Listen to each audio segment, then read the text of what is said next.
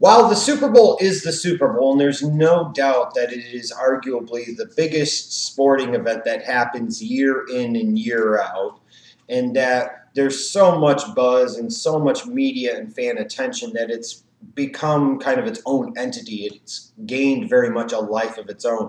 Oftentimes, as a football fan, I always look forward more so to the conference championship round of the playoffs. A lot of times, this is where I feel the best football is played during the playoffs. You've got the best, most compelling and interesting matchups. A lot of times you have the two best teams in the conference squaring off where you've been wondering all season who's going to win. Oftentimes you could even have a situation where teams have already played themselves in the regular season. So now you have some history to base it off of, and you wonder if the one team is going to be able to win against them again, or is the other team going to find a way to learn from the previous game and get it done this time. Oftentimes these teams have history where one team has established dominance over the others.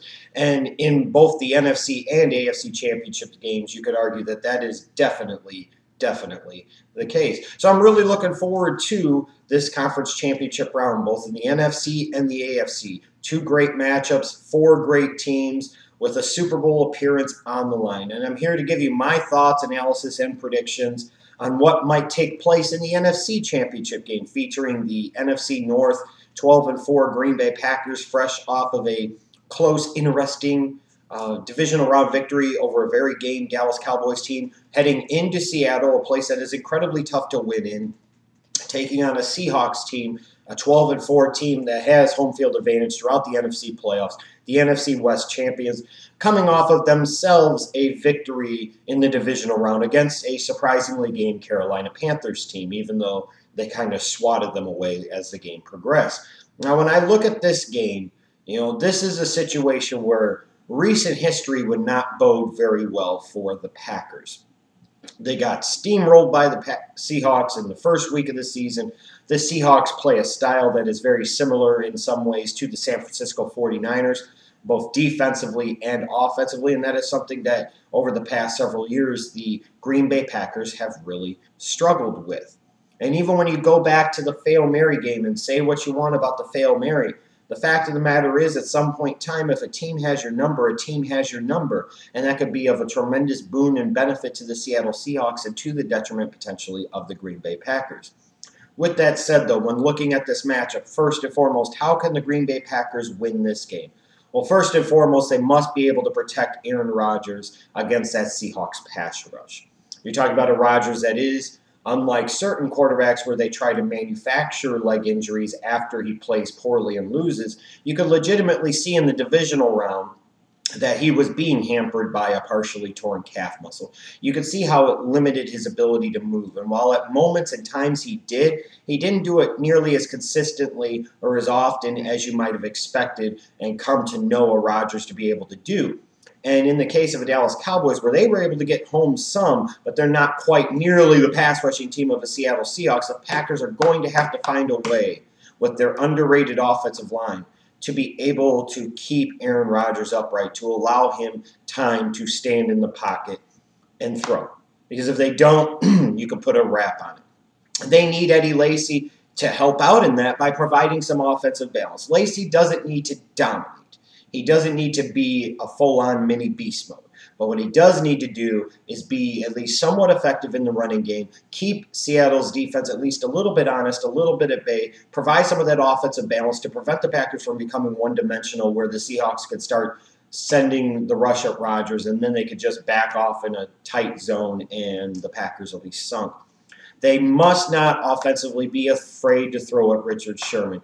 The drastically terrible decision to not target Richard Sherman one time in week number 1 is ultimately, I think, what cost the Green Bay Packers in that game. They basically eliminated one side of the field and told the Seattle Seahawks, you don't have to worry about this side. Just worry about the middle and the left. We're not even going to try the right side. And you're not going to win any football games doing that, especially at big-time games such as this.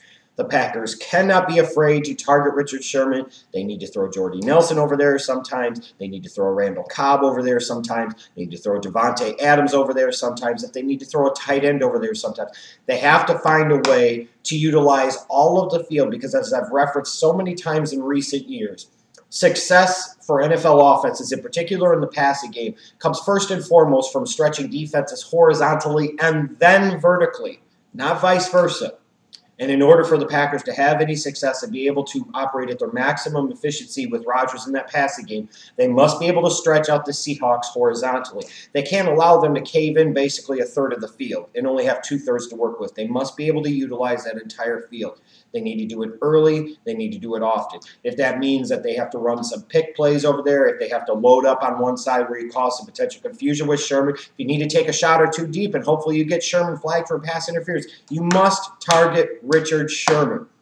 And on that note, when it comes to targeting people in the passing game, the Packers, again, as I referenced before the divisional round, and I was right, they need to get Davante Adams involved early.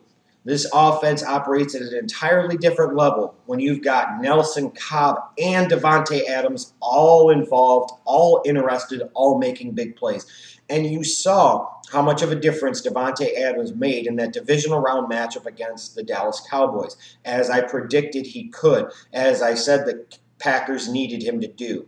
And they need Davante Adams to be that guy again here. And when you look at the Packers defensively, they need to do a couple of things. First and foremost, they need to be able to find a way to contain Russell Wilson in the pocket. That doesn't just fall on guys like Clay Matthews, but he definitely plays a big role in that. The Packers in particular have struggled in recent years against the San Francisco 49ers and Colin Kaepernick, and he can't even really throw the damn ball. But the one thing he could do is he could run.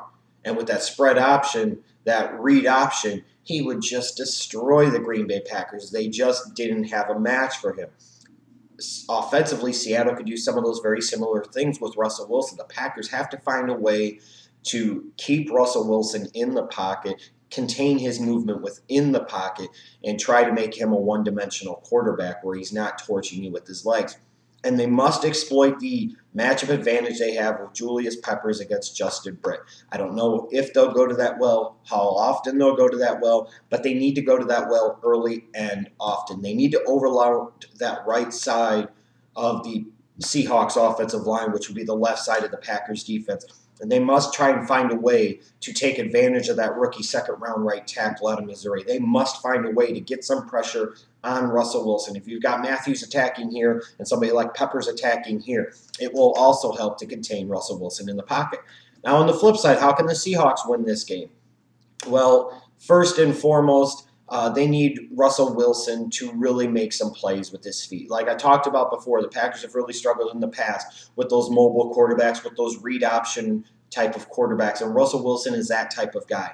They really need him to be able to make some of those plays. They might need him to gain 60, 70 yards on the ground. That's not a bad thing in this case. That might be the best formula for success offensively for the Seattle Seahawks. In general, though, they really need Russell Wilson to match Aaron Rodgers in terms of his efficiency and potentially in the big plays as well. At least with Russell Wilson, you have two different avenues to potentially get those big plays out of him, those key plays out of him, whereas with the Packers, with Aaron Rodgers, you're primarily restricted at this point to just him making those big plays with his arm, which he could do arguably better than anybody in the National Football League. But they need Russell Wilson to play at the elite level that many fans and the media believe that he is. They need Russell Wilson to play like himself, a Super Bowl winning quarterback. They need him to step up and as closely as possible match the level of play of arguably, maybe not even arguably, the best quarterback in the National Football League in Aaron Rodgers. Now, defensively, what do the Seahawks need to do? They need to get pass rush with their front four. They must get pass rush with their front four. If they can do that, Rodgers is limited in his movement. It could be a disaster for the Green Bay Packers. With that being said, the other reason that the Seahawks need to do that is because their secondary, even with Sherman and Thomas and Chancellor, it's not as deep and it's not as good as it's been over the past couple of years. You can exploit that other side, whether it be Harold Simon or Byron Maxwell that could be starting at the right corner position. The Packers, have the weapons that could stretch you out horizontally and create some real challenges, because once you get past Richard Sherman, there's a significant drop-off, honestly, even with Maxwell in the level of play of the Seattle corners. And then after that, even more so. The Packers are going to be trying to get all of their receivers involved early and often to exploit that matchup. So therefore, the Seahawks must, in my opinion, find a way to contain two of the Packers' top three receivers. Any combination of Adams, Cobb, and Nelson. It's one thing if one of those guys has a big day, but you can't let two of them have a big day. You got to be able to stop two of those guys. If you could do that, you can minimize the damage caused by this one individual, and you're going to be much more likely to succeed. When I look at this matchup, it's hard to pick against the Packers on the one hand because they do have, to me, the best quarterback in the National Football League. They have an offense that I think can translate and score points on anybody, even on the road. However, with that said, they're still not the best unit defensively. I think Seattle's offense is a bad matchup for them in terms of Marshawn Lynch and his ability to run between the tackles and Russell Wilson's ability to stretch you out with his feet. I think defensively, when you look at this game, Aaron Rodgers and his limited mobility could play a huge role. And the Seahawks have the ability to get pressure on a quarterback with only 4 or 5 pass rushers, meaning you could drop 6 or 7 back in coverage, which is something you need to do against the Green Bay Packers.